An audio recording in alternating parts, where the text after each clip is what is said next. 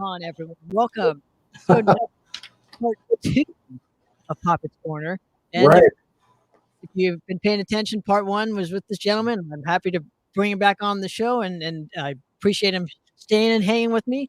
The one and only, the great Mr. Matt Harvey. How you doing, man? Thanks so much for coming on the back on the show, dude. I'm doing well, man. Thank you for having me and continuing on. This is a little bit like a "This Is Your Life." I don't know. I guess it's a very dated reference, but it's an old game show from the '60s. No, it was part one was super fun, and thanks for picking my brain and bringing up a lot of great memories. So we'll see what happens with this one. Absolutely. Yeah, thanks for like I said, thanks for the opportunity. So, yeah, let's get started. So we left off last time in like 2003, 2004 era, Right. which was right around the Inabity is Destiny record. It's always a tongue twister for me to fucking pronounce it, but you know what I'm talking about. Slash slash slash the joining Repulsion, which is obviously a legendary. I mean, without bands of that caliber, I'm sure me and you would not be playing music, especially of the extreme metal genre today. So just walk me through. I know you probably know people in that camp, but just walk me through just getting the invitation. Like many things that have happened throughout my career, I was not anybody's first choice or anything.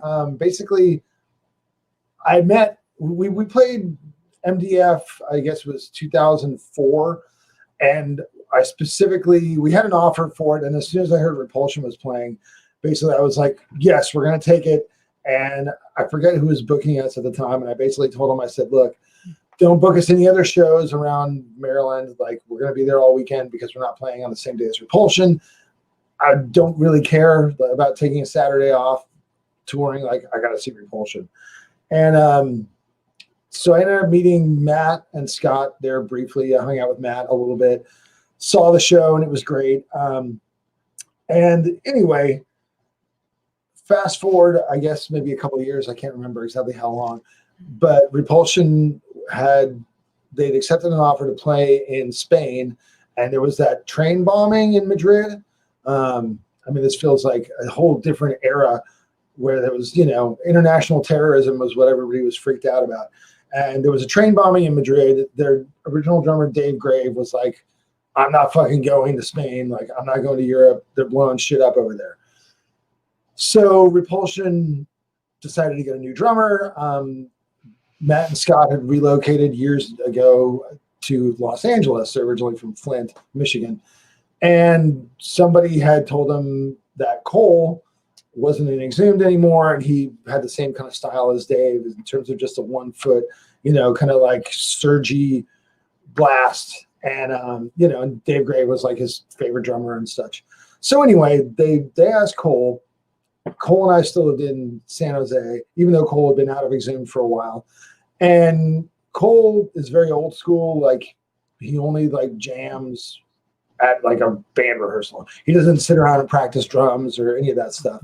And so he called me and he was like, dude, you got to do me a favor. Like, I got offered this Repulsion gig, but I don't, I need someone to jam the songs with before I meet these guys. Like, so can you just learn the whole album and like rehearse it with me? And I was like, so I got to help my best friend from childhood who just quit my band a year and a half ago. I got to help him join my favorite band. I was like, okay, like, all right. And anyway, so I was learning the songs and he and I were rehearsing. And then at some point, Aaron Freeman, the original guitar player, well, Matt and Scott are the originals, but Aaron, who played on Horrified and stuff, he was talking to Matt and Scott about the business side, and there was just some misunderstanding or miscommunication. I don't really know exactly what the deal was. Aaron was not happy with it though, and he was like, whatever, we did our 4 or 5 reunion shows, like, I'm out, fuck it. And Matt and Scott were like, well, there's this guy that's been jamming with Cole who apparently has already learned all the songs, so he happens to be there. Like, why don't we bring him too? And that was sort of my entry point into Repulsion, Now you were still doing Exhumed and Repulsion pretty much at the same time, correct? Because obviously, Yeah, but Exhumed wasn't really doing anything because we had done like the Anatomy tour cycle or whatever. It wasn't that organized back then. But we did some shows with John Longstreth on drums, which didn't work out very well. We did some shows with Danny Walker. Danny made it clear he didn't want to join the band permanently. Leon also was like, Danny and I are going to do this Intronaut thing, and that's more where I'm headed. And they were in LA, and I was in the Bay Area. Mike Beams also was in the Bay Area. So at the time, we were just looking for a new drummer. You know, it was like everything was in limbo because we'd signed a 3-album deal with Relapse. We'd completed the deal. The whole lineup from Anatomy had fallen apart. Basically, it was just me and Mike, and nothing was really happening. So I wasn't busy with Exhumed. I had some songs written and stuff, but you know, there wasn't a lot going on at that time. and Repulsion is a band that kind of doesn't tour a heck of a lot. They do play shows here and there. Obviously, they're a band that, you know, released one of the greatest extreme metal records, period, in my opinion, and I'm sure to a lot of people. So they really kind of only have to play that one album. That's it. Yep. And I know they've stated in other interviews that literally they're never going to write anything close to that good. So even though that album is literally a demo, that got turned into an album 3 or 4 years later. So, you know, that was one of the things that we would talk about, because when Cole and I were in the band and things were kind of going well and we had a good chemistry, you know, with Matt and Scott.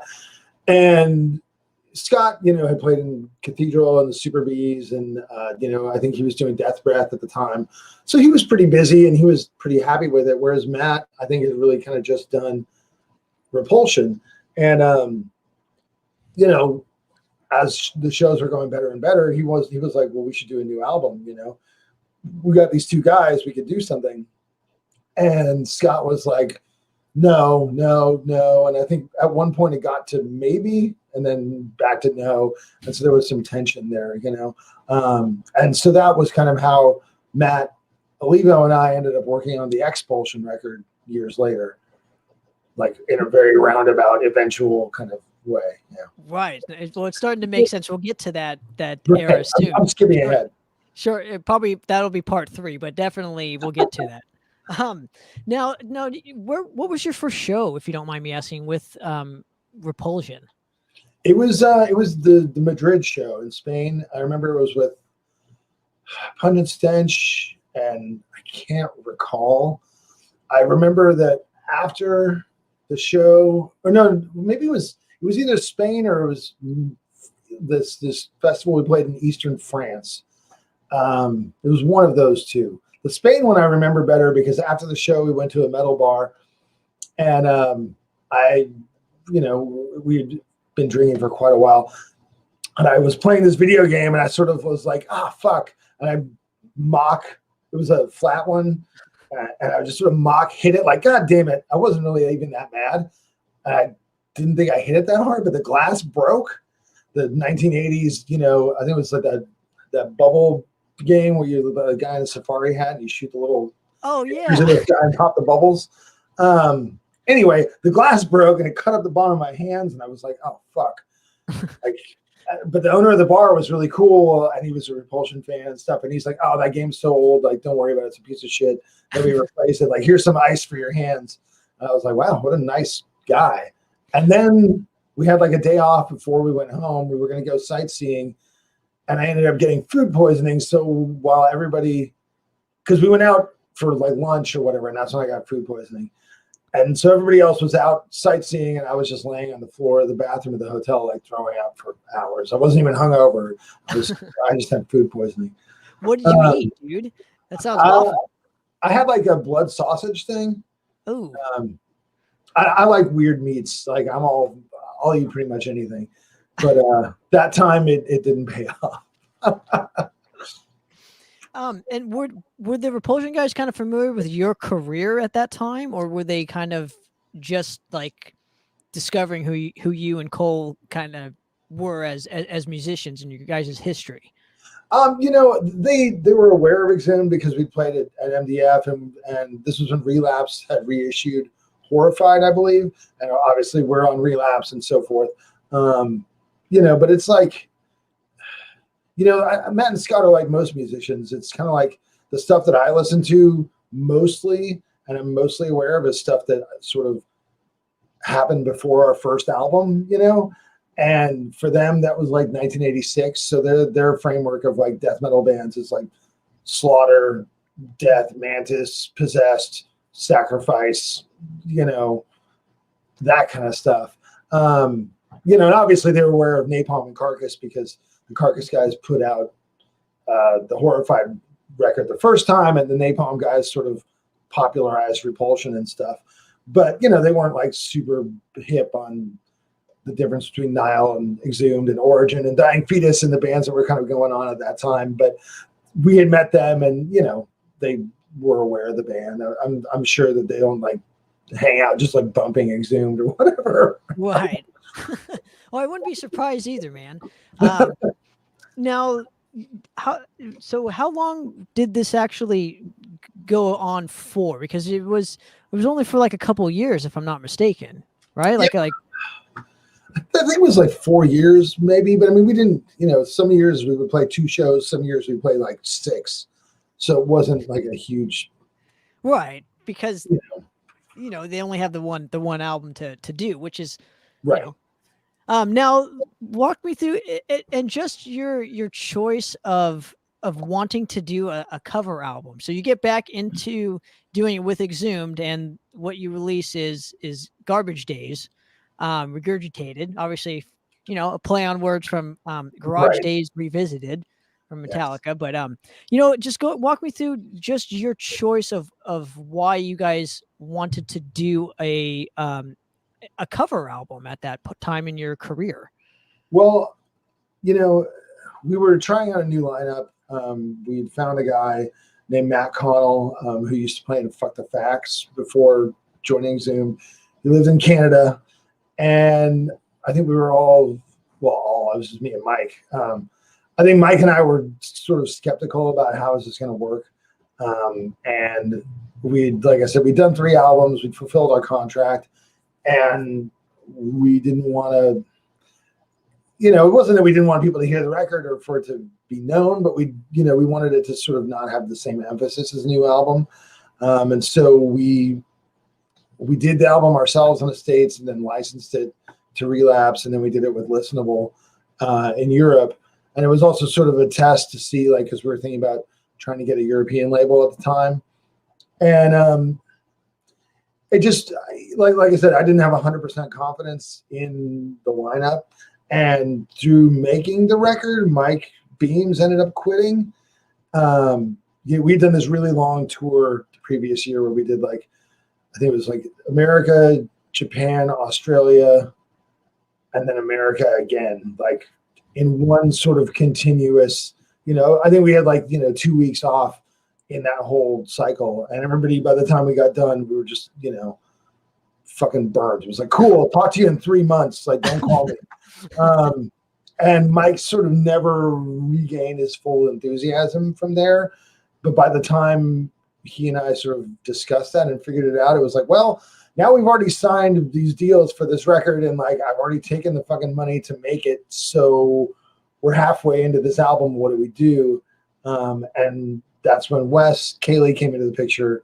So it just, I kind of knew no matter what was going to happen, that it was going to be sort of a transitional thing. And I thought it was better to do that doing some covers than, plus Metallica had done 3 records and then done a cover album. And I was like, all right, cool. That was, it just seemed like it fit.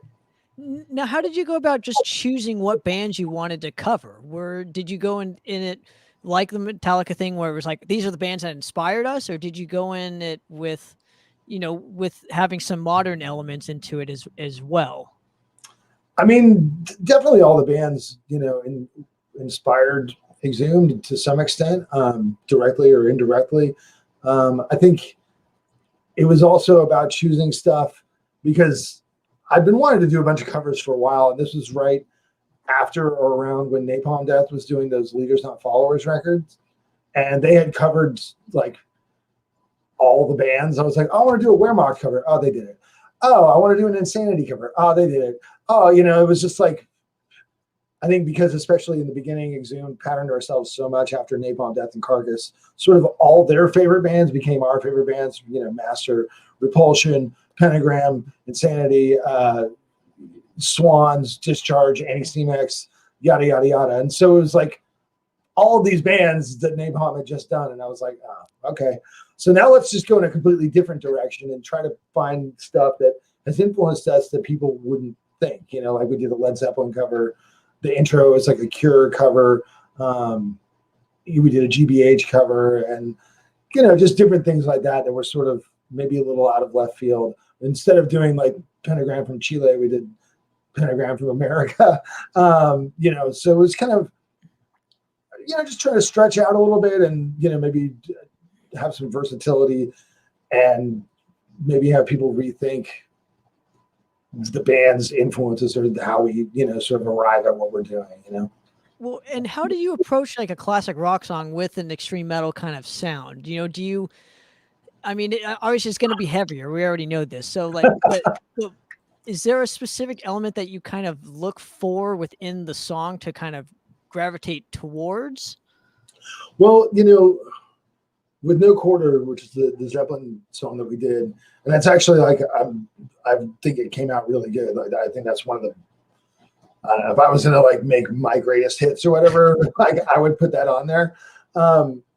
With the Zeppelin song, I was in a big Zeppelin phase for several years, right around then, and that song just hooked me. That riff, and I just. As I was listening to that riff, I could hear this different chord progression behind it. And I was like, wow, that would be like super dark. It's already a pretty heavy song and quite dark for Zepp, but I was like, I got to hear what this would sound like. And, the way that we arranged it, again, to sort of, I guess, harp on this, but it's kind of like what Metallica would do, really, but tuned down to B with growling. Right. But it's all, it's all about these sort of like huge guitar layers and these like big dynamics with the sort of like psychedelic kind of like delay on the verses and stuff. So it's a really cool chance to do stuff that we wouldn't normally do in Exhumed, but didn't sound totally out of left field either, Right, because of the space involved. Meaning, because if you're going to 16 notes, million miles an hour, that's what you guys are kind of used to doing. But then you go from that to like Zeppelin or The Cure. I mean, there's a lot of open space to the music. So it's like, how do you fill that in and still be Exhumed and still do justice to the cover? Yeah. I mean, challenge. I'm a big believer in like, if you're going to do a cover, like make it your own or don't fucking bother, like I know Mike Hamilton, they did a Gorguts cover from Erosion of Sanity with Deeds of Flesh. And they played it perfectly, but they just played it like Gorguts, and I was like, "This is really impressive because that shit's really hard to play." But I was like, "Why did you do this? Like, I don't get it." Whereas like my favorite cover bands like Priest and Metallica, they really make the song their own. Like Green Manalishi doesn't sound like Fleetwood Mac, and Diamonds and Rust doesn't sound like Joan Baez, and Metallica doing Helpless is like a whole other animal than when Diamond Head does it. So, to me, because people are like, oh, you guys going to do like a Carcass cover? You're going to do like a Carnage cover? I'm like, no, because it's just going to sound like the fucking those bands. Like it's just going to sound the same. So it has to be, I think what makes it interesting is taking something that's a little bit different and then bringing it into making it make sense with what you do as a band. And that's totally just my take. Lots of people are like, don't like that. So, who knows, but that's just my philosophy. I'm in the same boat. We covered a Metal Church song on our previous record that never made anything. We still have it. We just haven't released it. But we did it kind of directly towards what the cover sounds like because of our sound. We don't sound anything like Metal Church. Right. So it just makes sense. Metal Church is going to sound like you guys. It's not going to sound.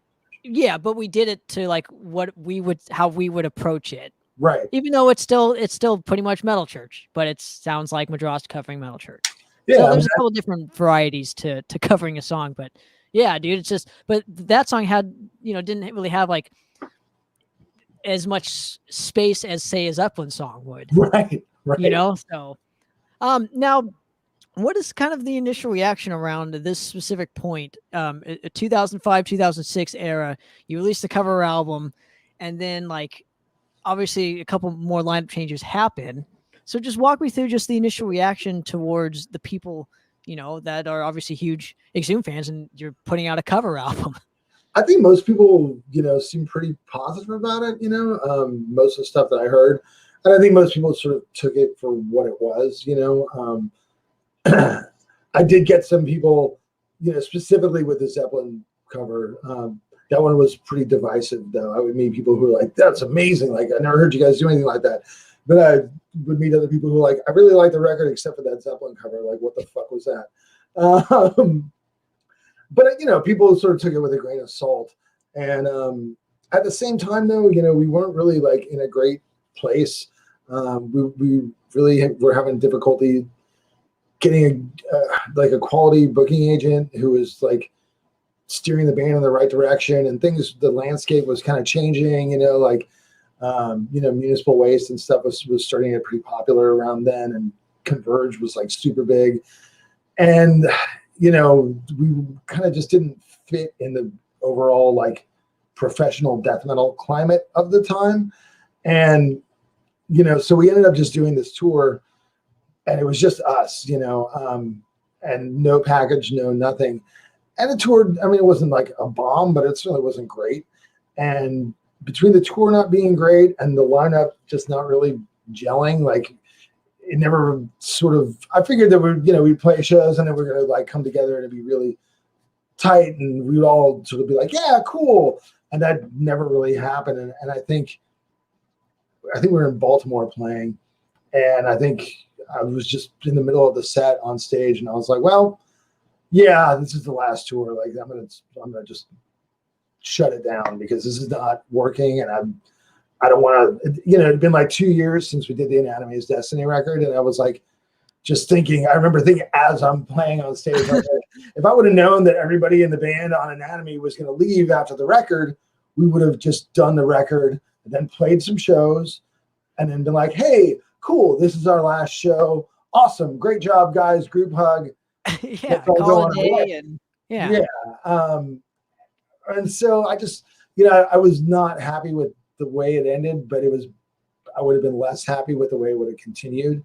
And so that was just, I was like, I don't know, man. Like, you know, I was having more fun playing in Repulsion and Decapitator at the time anyway. It just was more natural and it was easier.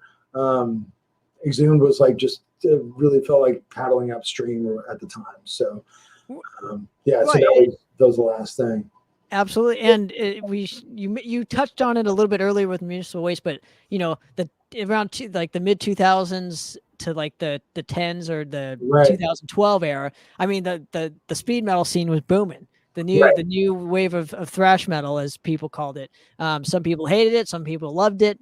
I'm assuming you guys kind of loved it because you know you were in an essential part. You guys were an essential piece to that whole scene. So you know, just your choice for just getting Dekapitator back for one more album around the 2007 era, because it had been a couple years since the Garbage Days album. So just walk me through that whole process. Well, Cole and I were still playing together in Repulsion. And, we've known each other since we were like, I think 11 or 12, we met in 7th grade on the school bus. And, we just knew each other instinctively, like personally and musically. And, it was fun. And we brought Daryl, who played guitar with Exhumed from like, I guess 91 or 92. No, it's 91, I guess, like 91 to 95-ish. So we brought him in, and the guy that was playing bass was the same guy, Dan, that we've known for ever and ever. And so it was fun. And I guess, unlike Exhumed, I was more realistic. I knew that Cole didn't want to be a full-time touring guy. And I was okay with that, because Decapitator was never supposed to be that anyway. And it was easy. Like it was just a phone call. Like, hey, Relapse. Like, do you want to do this record? Sure. Okay, great. And it didn't feel like an uphill battle, to sort of get things going at the time. And that was, I had enough of that for like 2.5 years with Exhumed. I was tired of fighting to get things across. And, I was just burnt. So it was more of a low key, like fun thing. And we were able to do a record and play some good shows. And, we saw a lot of those bands, coming up, like everybody in California, at least, Merciless Death and Warbringer and Fueled by Fire. I mean, when we played with all those guys when they were like, 16, 17 years old. Well, and, just from you guys though, like, I always sensed there was kind of like a drama-filled-esque kind of scene around the Dekapitator camp around this specific time era. Really? I had always heard that. I just wanted the rumors to be put to either rest or I've just always heard things about the Dekapitator camp that like weird. Never get answered. So like, because it had been 8 years since you guys' last record, so like there's always these rumors that start. But I specifically remember a rumor around this time period, just in the Dekapitator camp. Can you kind of help me out and put those rumors to rest? I mean, there was definitely no like personal static like between the members of the band. We all always got along really well. The reason between the break between the two albums was kind of twofold. One was that we were, Exhumed was really ramping up around Slaughter Cult.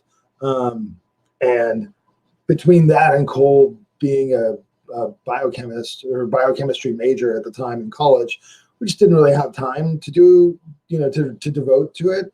And then the other thing was that after we did the first record, we were talking about it and we're like, well, the next one, let's do something like, like Chemical Exposure by Sadus, or like, kind of that mixed with like Terrible Certainty. And that would be really cool. I haven't heard a record like that since then, And then Hypnosia from Sweden came out with Violent Intensity, that EP.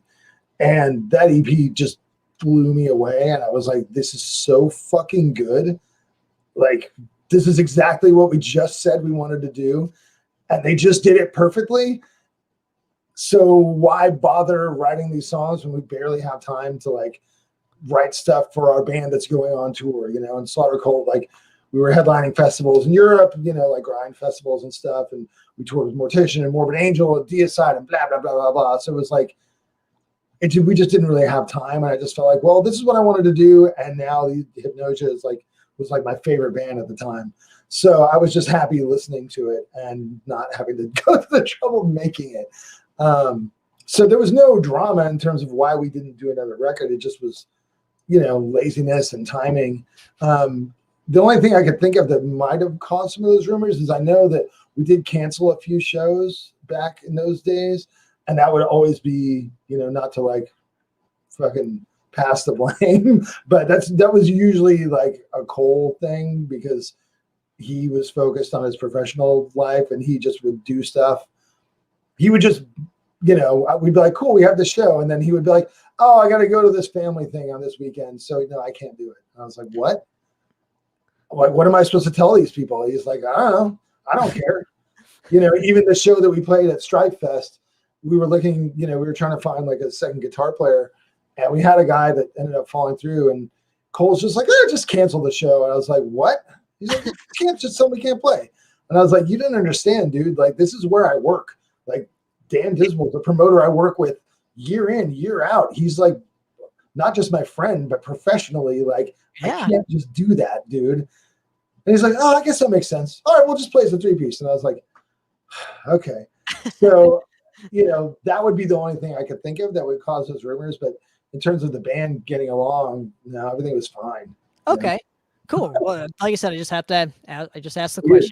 So, and by the way, so this is right around the time when kind of social media was a little bit more prevalent, dude. Right. So like with I don't know, I want to ask somebody of your caliber where you were a musician, before the social media craze and stuff. And I'm just kind of curious, of that specific influence, just on the Decapitator camp around this time, or your personal musical career around this time? Like, how did you guys approach the social media thing?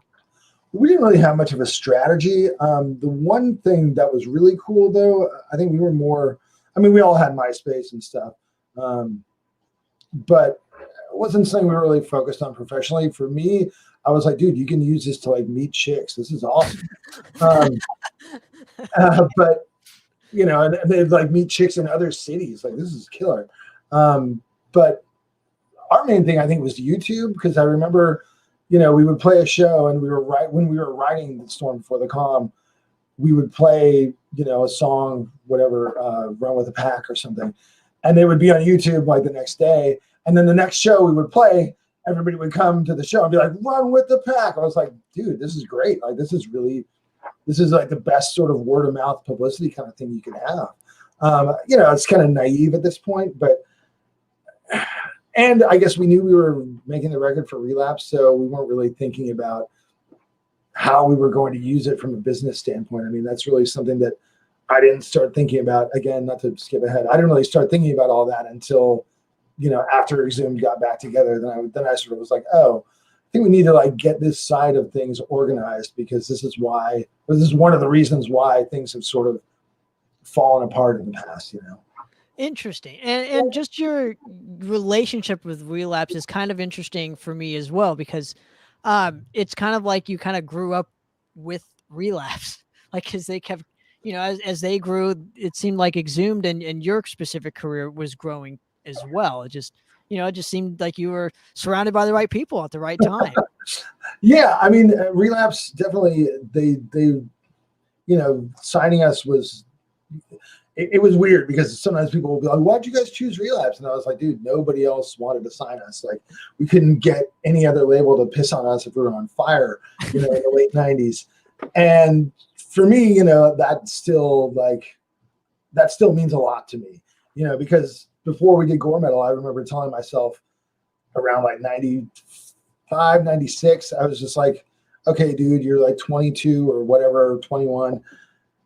You've been doing this since you were 15. Like, what's going to happen here? And I remember thinking to myself, like, well, if we're not signed to like Relapse or Nuclear Blast or Earache or whatever, by the time I'm 25, like, I'm not going to like stop playing music, but I'm going to go back to college, and I'm going to just like do this strictly as a hobby, because I put so much time and effort into it, and it's not, it has to be going somewhere. So for me, Relapse was very pivotal in making that decision for me, for better or for worse. Absolutely, dude. It, like I said, you guys kind of grew up with each other. It's like old friends, old pals at this point, right. So it just kind of makes sense too that they would choose Decapitator to release the Storm Before the Calm record, because of the climate around the time, because the thrashing was kind of booming, and Decapitator was there even before that, and people still remembered it. So it's like a win-win for the label too, Yeah, they passed on the first record, and Relapse, they're sort of protective about their aesthetic. Like, for example, I offered them Pounder, and they're like, we don't really do that, and I was like, yeah, I completely understand. So that they have this sort of idea of like what Relapse is. And, that's why even in the late 90s, when Relapse was like the biggest mail order in the US, they were getting offered licenses for like records that were selling boatloads back then, like Cradle of Filth and all the stuff on like No Fashion. And they're just like, we don't do that, like, that's just not what we do. We're not going to put Cradle of Filth on Relapse, even though we can make a lot of money. But it's like, we're making a lot of money with Neurosis right now, and we don't want to, like, we're not into that sort of like spooky red wine goth metal. That's not what we do, Well, they're not really in it for the trends, it seems like, but I'm just saying it was just good for them to have. It seemed like you fit the mold, not just as the trend for them, but as their specific sound as well, because they're more catered towards that old school kind of vibe. Right. And then they got Toxic Holocaust as well. Correct. I think that was after us. I can't remember. I I think right around that same time. Yeah, I think Overdose of Death, I think, is around that specific era. Yeah. And that's another record where I heard it and I just was like, wow. That's a fantastic album. I was like, it's like Decapitator, but better. Like it just sounds better. It's tighter. Like it's, I was really, because I heard the first couple records and I was like, yeah, this is pretty good. I didn't really think that much of them. And then I heard that record and I just couldn't stop listening to it. That was great. It's too bad that those records are kind of hard to get, but we won't get into that. Now the calm before the storm, the storm before the calm record, tongue twister. Just walk me through the recording process and you getting back into a studio to record something original rather than a cover album. The recording of that album was not fun. My good friend Matt Widener, who played in Exhumed in the mid '90s, and then also played with Cole and Cretin, and he did like he was doing the county medical examiners at the time, and he also did a record called Libertier, which is a great record that nobody really heard. Anyway, he was like our friend that was getting really good at recording, and we thought, oh, we'll just record with him, and I think he agreed to it without really considering what it would really entail. He's sort of an introvert by nature. And I think what I wanted for sure was too demanding for what he wanted to do. Not like it was super elaborate, but it was just sort of, I wanted to just sit in the fucking room for 12 hours a day for 5 days and listen to the same guitar riffs for 12 fucking hours, because that's how you make a record. And he was like, well, maybe just come by after work and like we'll work on it for like 3 hours and then come back on Thursday and then maybe Saturday, but I don't know. And I was just like, so it was just recorded. We did all the drums in one day and we were set up to do day 2, and Matt kind of didn't want to do day 2. And I was like, no, like, we paid him. It wasn't like he was doing us a favor. I was like, dude, no, we got to come back. And Cole's like, no, I think it's okay. And I was like, what? No, like we got to come back.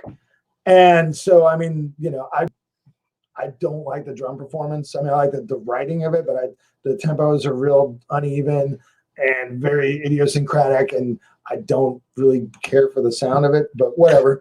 That's too late now. And then it was it was the second time. We did it on Garbage Days too. Where we recorded direct and then, used amp simulators for the amps. And then actually we reamped it in a different studio. But the studio we reamped it in, the only person there was Cole. And what he did for the mix, I was not a fan of either. And the record was sort of all my parts were recorded here and there over like 2 or 3 months. And, so to me, the vocal performance is super uneven. I don't really care for the guitar tone. I think the songs are good, and it's got some decent performances and stuff, but I don't really personally think it's a good album. I think the first one like blows it away, but I mean, it is what it is, and I just sort of learned after that. I was like, well, I'm not doing that again. And then I ended up doing it again and didn't like that either. So I was like really kicking myself.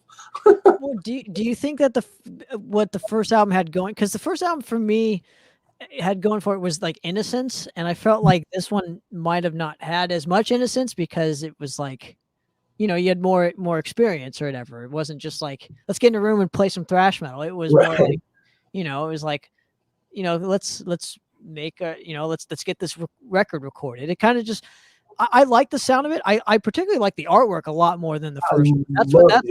That's probably like, I'm sure that was the huge step up too, kind of what sold it even further for a lot of people was the artwork. People don't realize how crucial artwork is for a fucking album, dude. So no, I agree 100%. I love the artwork. It wasn't just the innocence. I think that there was a different expectation because we knew that the album was going to be on a label that, got records in the stores because there were still record stores. And we also knew that people liked thrash metal. So it was like, whereas when we did the first one, it was just like, well, there's like a few people in Europe that like this and us. So That's where the innocence comes from. right. That's where it comes from, though. That's the whole point to what I was kind of inferring to was that, you guys did it for you guys and a couple people. Nowadays, it's like, well, this thrashing is huge now, so it seems like you might have catered a little bit more towards that audience than yourselves, which, again, I think it's a great record. I just love the artwork even further. But I think, I mean, you can really hear there was a real sort of push-pull, I think, between myself and the rest of the band. And this is no disrespect to the other guys. I still was sort of in like the professional musician mindset, and the other guys, I think, were more looking at it as like a hobby kind of thing. It's not even to say I'm like way better than those guys or whatever, but I want to do something that was more sort of grandiose. Like the first record is real straightforward, and you could be 16-year-olds and like that would be totally natural. What we were trying to do on that record was, there's like influences from Metallica and Exodus, and this sort of more, the title track has this sort of like grandiose Leper Messiah kind of thing going for it. And it just wasn't we didn't record it the right way, and we didn't take the time with the performances, I think, to bring the material up to what I was imagining. Because I was already sort of in the mindset that would lead to Scarecrow, really. Like when I hear that album, I'm like, half of these ideas would have been better served than Scarecrow. And then just play some, Endless Pain. Like that kind of, those kind of riffs would have been fine for Decap, Absolutely. And is that kind of one of the reasons why Dekapitator hasn't released anything since? Yeah, I mean, the main thing is really that with, I don't know, we were working on a third album a few years later, and there's like some riffs and stuff. We had this whole idea we were going to do as a concept album about the Old West. It was like this whole story that was sort of like a Cormac McCarthy ripoff kind of thing. I don't know if you've ever read Blood Meridian, but if you're into Westerns, it's the most fucked up Western you'll ever read. And, I think at the time, people were still sort of fixated on this, like, Scandinavian Viking shit. And everyone, I was like, well, fuck that. I'm not a fucking Viking. I'm from California. Like, if I was going to tell a story about where I come from, it would be like a cowboy thing, Western. And that was sort of the idea. And it was, I think it would have been cool, but we just never really made time to see it through. I think I wrote something like 3 songs, which I've used various riffs from those songs and various other things through the years. Of course. Now, but before the Scarecrow thing, I did read that you were in like another project, but just doing vocals for this record, for the Craze Development record. Oh, yeah. Can you walk me through, just because this is the first time you're just doing vocals for a project, and how did this whole thing come about for you? Well, Threnody was a band that some friends of ours in Redwood City had back in the early 90s. And it came from another band called Enucleation, who did this tape that was really good in like 92 or whatever. We used to play shows with them back when I was in high school. And their drummer, Alex Lopez, moved on to this thing called a Threnody. And they recorded this demo, and they were supposed to go back and record the vocals. Their bass player, I think, was going to sing, and I don't know what happened, whether he quit or they just never booked the time to go back, whatever. But the point was, they had this demo sitting around from like 92 or 93. And I'm trying to, because there was like 2 or 3 different underground labels like put it out. Like, I know Max 625 Thrashcore was involved with it, and they just hit me up, like, or Alex, I think, just hit me up, and he was like, hey, someone's going to put out this Threnody tape. And I was like, really? That tape ruled, man. I kind of forgot about it. It's just been sitting in my tape rack for, 10, 11 years. And he's like, would you be down to do some vocals on it? I was like, well, sure. And they, they had song titles, but they're, who knows if there was lyrics written. He was just like, this song is called this. It was supposed to be about X. And I was like, all right, cool. So I wrote some lyrics, and he was like, cool, sounds good. And I just went to the studio, and that was it. And so okay, so this was more like a studio project for you. Yeah, it was just a. Did you handle, because I guess I need to do more research on you, but I have not heard this specific era of your career. So did you approach it as a death metal thing rather than a thrash thing around this time? It's more honestly like a. It's kind of like more. If Terrorizer was a little bit more of a hardcore band, I guess would be the easiest way to describe it. So it's more like, Barney Greenway, Oscar Garcia type vocal range. And I think at the time I was working at Alternative Tentacles for Jello. And so I was sort of surrounded by Noam Chomsky and Howard Zinn and all these like political things, which is great for this record. Because the lyrics are very, napalm, Terrorizer, your basic, corporations are bad, that kind of stuff. I mean, which is, I still believe that. So it was just talking, it was just anti-imperialism, anti-corporate kind of lyrics and stuff.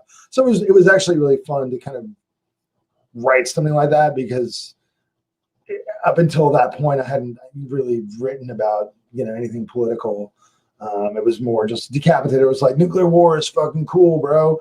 And Exhumed is like, dead bodies are cool. And, so this was like, it was semi-serious, but it wasn't, Absolutely. And it's not as serious as what you would go on, in the coming years for sure, right. Though.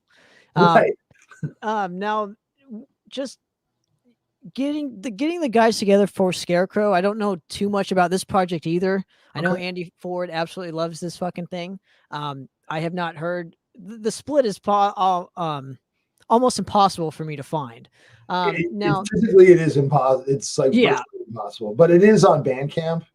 But nobody's really like publicized it. So anyway, yeah, but it's kind of like a super group that would be to come, because Will Carroll obviously would join Death Angel, yes. and but I'm saying like, so, but you working with guys of that caliber, how did you pick essentially the guys you wanted to play with in Scarecrow, and what was the project like? What was your idea for just the sound of this specific project with these guys? This was, I guess, 2005-ish, maybe. I don't remember exactly. 2008, I think it is.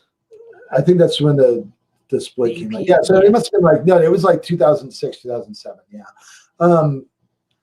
Basically, the thrash thing was sort of in full swing, and I heard a lot of bands that I really liked, and I just thought to myself, I'm like, some of these bands are really fucking good and really impressive, but I thought nobody really has the balls to just sort of do like a, mid 80s, like Metallica, Testament, Exodus, Bay Area thrash band.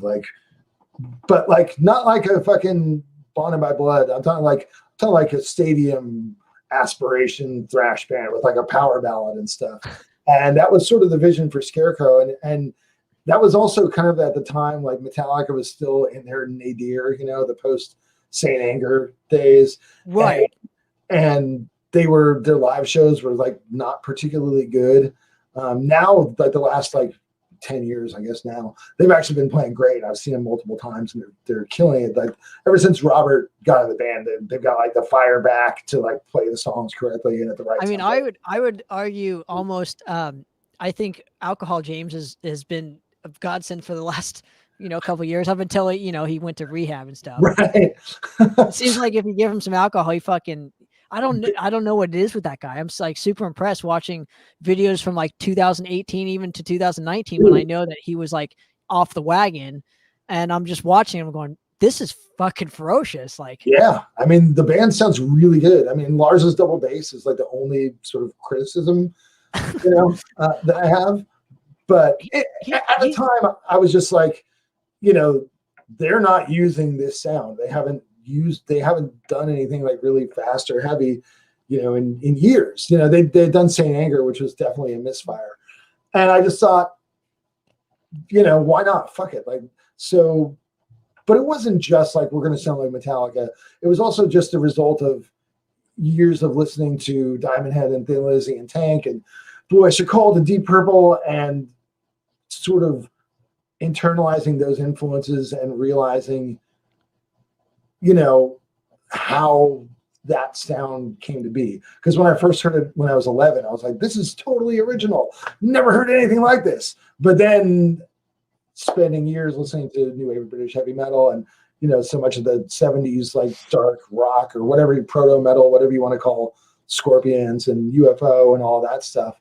I was like, now I see where they're coming from, and I see where these riffs come from. And I think that we could do something that's stylistically similar, but still compelling, you know, not like gruesome, but, you know, just coming from those same influences and making a thrash band, but an arena thrash band, not, you know, a crossover band, not a German thrash band, a fucking, you know, stadium rock oriented thrash band. And, you know, I've known Will for years. I knew he was a great drummer. And then him and Damien were playing in a Merciful Fate tribute band called Hail Satan. And, you know, Damien is just you know, he also plays in Death Angel with Will, and he's such a great bass player. And, you know, I felt like I'd never really been in a band with like that level of a bass player, you know. I mean, Ross is more of a singer who plays bass. He's a great singer and he's a totally good bass player, but he's not like, nobody's going to be like, Ross, please do a bass solo. And he would be the absolute first person to say that, you know. He's a great lyricist. He's a great singer. He's a very solid bass player, but he's not like Damien Sisson, you know, who's like a sort of Cliff Burton Jr. kind of guy. And so I wrote a couple songs and I presented them to Will. I had these very rough demos, and he was like, yeah, this actually could be pretty cool. And Damien listened, and he was like, you know, he was kind of just like, nah, I want to hear like more thrash shit. And then he heard it, was like, oh, this is something kind of different and kind of interesting. And, you know, obviously I'd known Bud for years from playing in Exhumed, and he, you know, was stuck playing bass and throwing up in our band, and he's like a fucking monster shredder. So anyway, it was also the first time that I put together a band with a specific idea in mind, and then was like, this guy could do it, that guy could do it, that, rather than being like, hey, we're all friends, like, let's just make a band. And, you know, I guess unsurprisingly, musically, it works really fucking well. You know, despite only doing the one split EP, we played shows for like, I think 2 or 3 years, like relentlessly. And we were drawing really well in the Bay Area. I think we would just play wherever like twice a month, and we get like 150 kids like every time, you know, and sometimes better if it was a good bill. And it was just frustrating because we did the split and it was okay. Like the drum production is pretty bad. The performance is good. And then I think we all kind of felt like something was going to happen. And then time kind of kept dragging on, and there was no record deal. And there was some interest from Earache, but I already knew that Earache was not a good label to be on at that point. So, you know, I just sort of ended up losing focus after a few years. And yeah, I think I was either about to quit and they're like, yeah, dude, like this isn't working, or they were about to say, yeah, dude, this isn't working. And I was like, I quit. I can't remember exactly who shot first, but I left the band, and then they did a couple, you know, gigs after that with a different lineup. And then they were playing with Ted from Death Angel. And so then Ted ended up bringing Will and Damien into Death Angel. And, oh, interesting. Yeah. Okay. Now, but this specific band, you know, I'm just kind of curious, what aspect did you appreciate most from this band? Just knowing that you put together, you know, certain guys to do certain things. You know, for a really long time, I've sort of always looked at Scarecrow as like the band that got away, you know. In what aspect though? Well, it was just like, I really thought the band was really good, and there was a lot of good things happening for us, but not the crucial ones that would have kept the band going, you know. I just thought we had great songs. we got along well for the vast majority of the time until I just sort of started drifting off, being a fucking idiot. And that's totally on me, not on those guys at all. But we got along well. We played together well. We had fun, like we really were like a gang. Like we jammed, 4 times a week.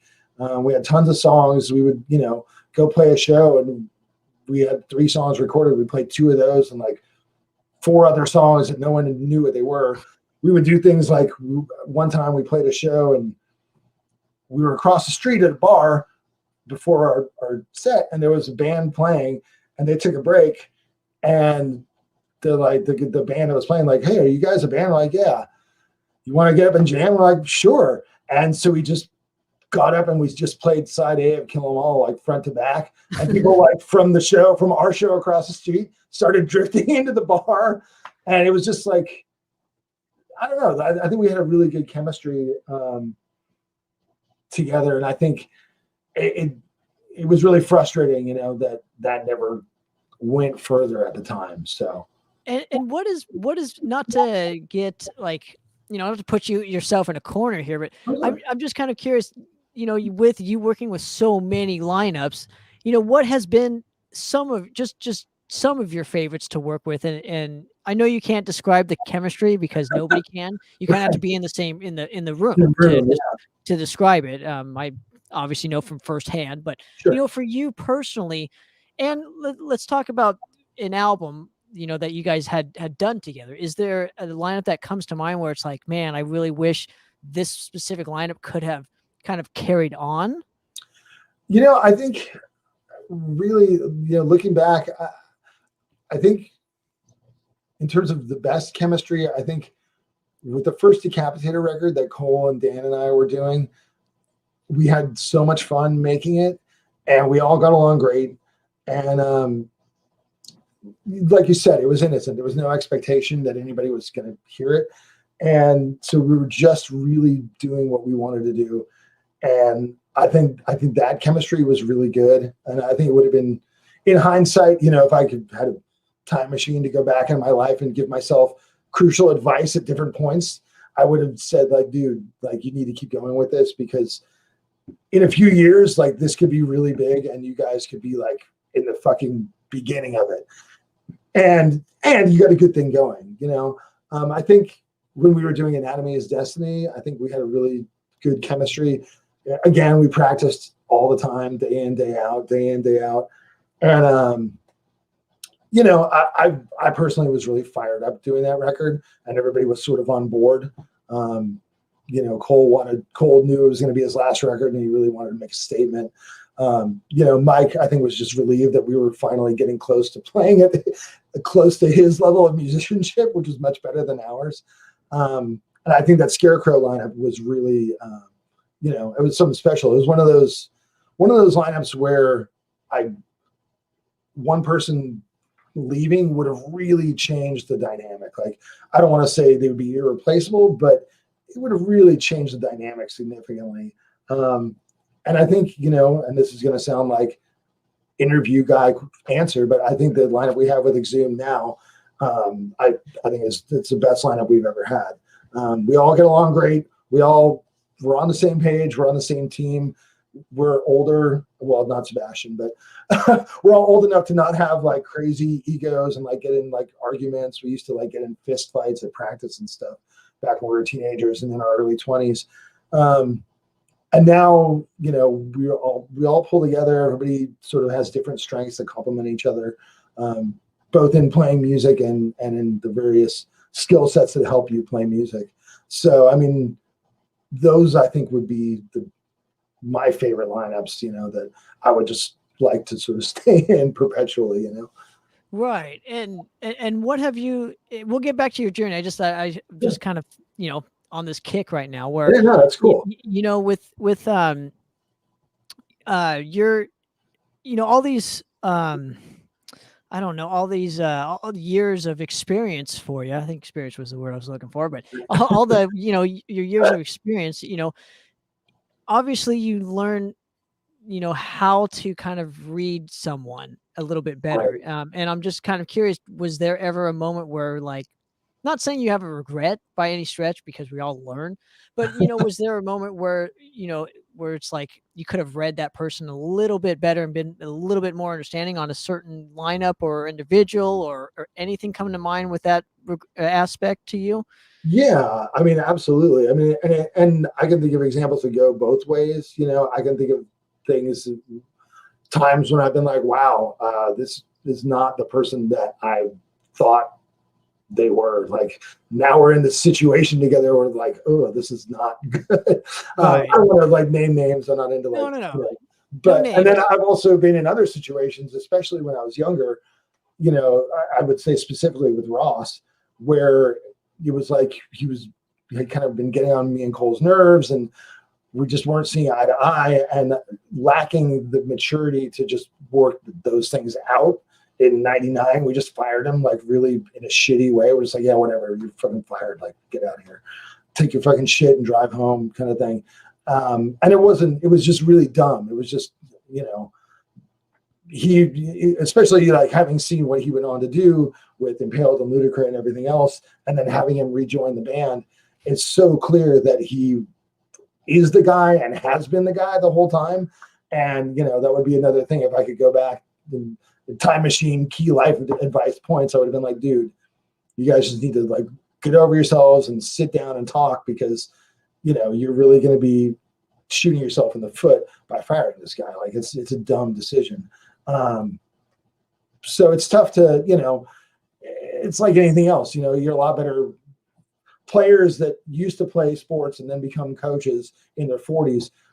You know, there's a reason why they weren't coaches when they were in their 20s. You know, it's a totally different skill than playing an instrument or being in a band, like sort of having that perspective to be like, hey, you know, this is about juggling personalities and juggling people's lives, and finding a balance between respecting everybody as individuals and then the individuals respecting that sort of collective effort that you do as a band, as a team, you know? Absolutely, and I think it kind of pertains to like how to handle your emotions as Yeah, an individual. Because when you like as a young guy myself, you know, sometimes I'll get into those funks where it's like fuck this, you know, you kind of just need like a breather. You need to like walk right. away for a minute, you know, and And not let the emotion kind of take over that situation and make it worse. yeah, absolutely. And I think it's, you know, it's also, especially when you're like a young, you know, 22-year-old death metal guy, like it's not really cool to sit down and be like, hey, so like this decision that we made as a band, I'm not really comfortable with because of X and Y. And I feel like you overruled me by doing this thing that I wasn't really on board with. And like those aren't the kind of conversations you have when you're like 22. Fuck you, dude. You Yeah. fucking poser. Eat shit. And you know, like we would get in. At one point, I threw a fire extinguisher at Cole and shoved him down Oh the my God. stairs. At another point, Cole took a cymbal stand and they hit Ross with it. Um, Wow. Cole and Ross got in a almost fist fight at a Neurosis Voivod show. Um, you know, it was quite heated, you know, and it's a bunch of stuff that was really, I mean, it was just, you know, we were all passionate and we were all sort of strong headed. And I think one of the issues we had is we had so much in common Oh, that okay. we're sort of all stepping on each other's toes, you know. And that's another thing that I guess I've learned, you know, being in a band or being a band leader. It's also about team building. You know, if you're supposed to be the chief, you can't get three other chiefs, because all you're going to do is fight over every tiny decision, because it's like, no, I'm the decision maker. And it's like, dude, fuck. Ooh, So that's a good question. So when was the point where you kind of delegated certain responsibilities to certain individuals, you know, like where maybe you weren't handling everything. Where it's like this guy's going to handle, I don't know, the merch. This guy's going to handle booking shows or booking with the promoters or your booking agents, whatever it may be. You know, who's gonna okay, you're gonna be the guy that writes all the music. Okay, cool. Now it's like, you know what I mean? So when was that specific point in your career when you it, realize this is a bit much that I bit off more than I can chew now? it really wasn't, you know, I think a lot of the problems before Exhumed got back together and did All Guts No Glory in 2011 really stemmed from not defining things and, you know, expecting that something's going to get done, but not stepping up and saying, I am going to do this, or stepping up and saying, I need you to do this, or we need you, or we need someone who's not me. And, you know, like Scarecrow, I think we made like 2 shirt designs in like 3 years. You know, it was like, that's fucking stupid. I mean, that's just idiotic. Like, that's, if you want to keep playing music, you need to make money. And the way to make money is by fucking selling stuff, you know. That's just the truth. So it was, you know, in a way, I wasn't taking enough responsibility. I wasn't being like, I'm going to do everything. I was like, at some point things will get done somehow, but I have no real plan for it. And now I'm mad that it didn't get done. And it's like, oh. And then once we started, you know, being active with Exhumed, things became much more clear cut. You know, our agent was an old friend of mine who used to book local shows in Tallahassee and was just sort of growing, like when I think we did one like mini tour with him with Scarecrow. And then by the time a few years later, when I came back with Exhumed, he was like, oh, this guy's like a legit national agent and he's already my friend and he's going to work with us. And it's like, oh, that is one huge thing done. And then it was like, okay, how are we going to get merch? Like who, and you know, making these decisions along the way and then having to maintain these relationships and things of that nature, you know, that really became something that got defined between like All Guts, No Glory and Necrocracy, because I had this idea, like, I'm a guitar player. Like I don't think about merch. Like that's not my fucking job, man. And it's like, well, it's gotta be somebody's job. So it's either mine or I have to be like, yo, it's your job. So it really was a big shift in my thinking around that time to sort of be a professional band, you know, not just like, hey, we played the songs right. Right. That was like, by the time we got to Anatomy of Destiny, it's like, hey, look, we're playing the music right. That was like the first big accomplishment. Right. Then, you know, by the time we were doing the first couple Exhumed records back again, it was like, hey, look, and we own our own van, and now we just bought a trailer, and now we have this company for merch, and we do this for this, and it was like, oh, look at that, you know? Yeah, this is way better than me delegating or me fucking doing everything. So to right, speak, or not, you know, or not doing anything at all. Right. Now let's end it here or whatever. But I want to talk about this aspect before we go, if you don't mind. Sure. And I want to thank you again for obviously for giving me a couple minutes of your time. And oh yeah, it's a pleasure. Let's bring you back on soon. To do part 3 and end the career. The trilogy. At the end of part 3, I kill myself and it's the over. the trilogy. We're done. The trilogy, that's right. You know, around 2009, I do know some of this. I don't know a lot, so I'm going to get into what I know and you can hopefully help me fill in some gaps here. Okay. Now, around this specific time, you were really done with the music business. You were, you know, just you needed a break, like all of us. I mean, you've had fucking 10 records at this point in like, you know, 50 or 12 or 13 years. And so you needed a break. And what I kind of learned was that you had gone to Hawaii for a couple years. Yes. It just walked me through, you know, the decision to just go to Hawaii. Like, why Hawaii for, you know, just to get away for a couple years, you know? I can understand it for like a vacation, like a month or 2 or something. But I mean, you lived there. You were done with the music business at this point. Yeah. I mean, I don't know that I'm not sure that I was done, but I was definitely just tired. I was spent. And, you know, I had this sort of very tumultuous relationship at the time. And, which was one of the reasons why I started losing focus after Scarecrow didn't get a record deal for a couple of years. And it was one of those things where like, we're going to go and sort of make a new start as a couple in Hawaii. It's a new place. We both love it there. It's going to be awesome. Kind of thing. Obviously that didn't work, at least from the relationship standpoint, but I ended up staying out there for about 6 months longer than I really had planned. It was just shy of 2 years I was out there. And sort of once the relationship was out of my life, that was kind of like the recharge period, the last 6 months when I was working at Sears, like selling TVs to like rich people that lived on Maui, riding my bike and, just going to the beach. And that was kind of when it was like, I felt ready to regroup because I'd worked, I'd had some like corporate jobs before going to Hawaii in the Bay Area.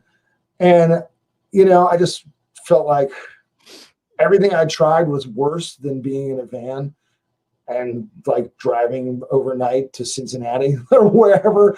I was like, well, I've had a corporate job. Like I've now sort of just like living this semi beach bum lifestyle. If there was a way to combine playing in a band and living the semi beach bum lifestyle, I would do it. But it just is not really feasible, especially living in Hawaii. But it was definitely like a recharge and kind of like a time of reflection or whatever. And really realizing like ultimately all the things that sort of made me pissed off about the frustrations I had were just sort of, it really had more to do with myself rather than everything else. And it was kind of a matter of getting the perspective to realize like there's different ways to define what you want to do. To me, it was like, if Exhumed's not as big as Morbid Angel, then we failed, like the Talladega Nights, right? If you're not first, you're last. And I sort of realized, I was like, well, that's dumb. Like ultimately, like, having sort of tasted life without doing it, I was like, well, this is definitely worse. I would much rather be eating shit on tour than not. And, I sort of had to redefine what success meant on a personal level for myself, and just let go of my own expectations and let go of kind of measuring what I was doing versus what other people were doing. If people that liked Exhumed all of a sudden were like, oh, the new Impaled record was really good, I would like get mad. I mean, I wouldn't like throw a tantrum or whatever. I probably wouldn't even say anything out loud. But I would like, I would stew. And I was like, that's not, you got to let go of that, man. You got to it's not healthy. So I think I came back a little bit wiser and a little bit healthier. And also, when we started the band up again, we got a lot of really good opportunities sort of right out the gate, and we capitalized on that momentum finally, because we had a lot of momentum after Gore Metal. We let that fizzle. We had a lot of momentum after Anatomy is Destiny. Like we got like the cover of Metal Maniacs and shit, and that fizzled. And so finally we were able to do something and then take advantage of it and move forward. And right. Right. But when was that point? Like, what situation brought you to that in Hawaii? Was there like, obviously there's probably many, but give me one where you kind of were kind of taking a step back and realizing like, what, like I've done a lot of shit, and I'm my the records I've made I should be proud of. It doesn't matter how many they've sold or Right. it sounds better than this one or if this like it doesn't matter. Like I've been playing music for however long, and now I'm in Hawaii.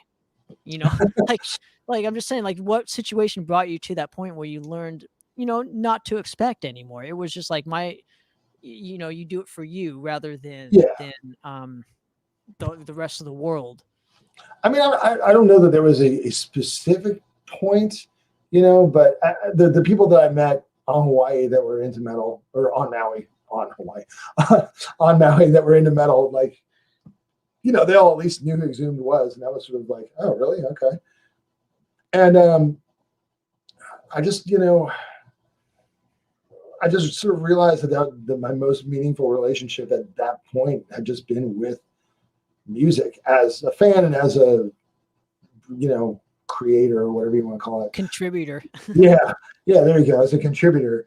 And whatever, however significant or insignificant my contribution may be compared to my heroes or the people that I admire or respect or the people that I didn't like. The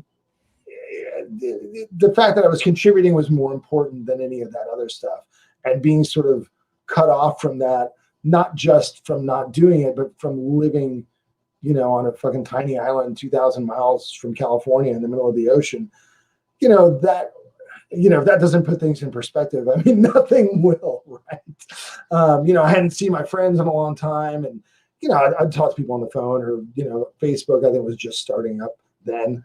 That was new, like, ooh, look, and just sort of reconnecting with people and reconnecting with myself, and I think I was a little embarrassed about kind of leaving California, and I felt a little bit foolish. But I think enough time had gone by where people were just like, yeah, dude, I just like would like to hang out with you again. Like, that would be cool. And I was like, I would like to hang out with you. Cool. And I'm sure it was a much bigger deal in my own mind than it was to anybody else. So we're just like, oh, I don't know, Harv's being weird. He lives in Hawaii now. That's weird. Nobody was like mad at me, Well, and I, not to stir any pot or not to add to anything here, but I mean, I always looked up to you. I know that doesn't mean much, but I'm saying, like, really obviously, yeah, you're not Morbid Angel. You're fucking Exhumed, and I was like, I'm just saying that you don't see, you never get to see who you inspire, hardly ever, Right. You don't ever see what your influence is. You just kind of have to keep going. So I'm just saying from to not to say that you're wrong in this situation, but I'm just saying you did, and you have, and still inspire people to this day. I mean, the caliber of musician that I am wouldn't exist without Matt Harvey. Just period. End of story. That's very kind of you. Thank you. Yeah, and yeah, you're right. You're not Morbid Angel, but at the same time too, why would you want to be Morbid Angel? You're Exhumed. And it's fucking awesome. And that sort of took a while to realize or accept, and it really is just about letting go of what do you think the expectation is supposed to be, and sort of doing it for the right reason, and I think that was, and I think that was one of the reasons why the comeback record that we did well, is because it came from a very genuine place, and it was really, it was free of expectation, like in a lot of ways. I didn't know if we were going to start touring, or if it was going to become a thing, or if we were just going to do a couple of festivals, and then I was going to just sort of settle into whatever my life in California was going to be again. And, luckily it ended up, the tour cycle kind of kept growing and growing. And it was like 2.5 years later, we're still touring for this record. Like, how are we still touring? Like, what the fuck? Well, let's end it there, my man. For this part 2, I want to thank you very much again for coming on the show and hanging with me. Stay for a minute longer after the broadcast airs, so we can chat a little bit, and I'll let you go. So, let's do part 3. Hopefully very soon. So just let me know your schedule, and we'll do it up. But we're gonna start with Gravehill next time.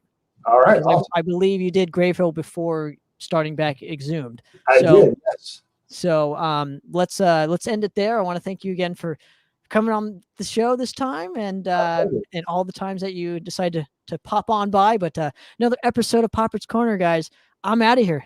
Cheers. Cheers.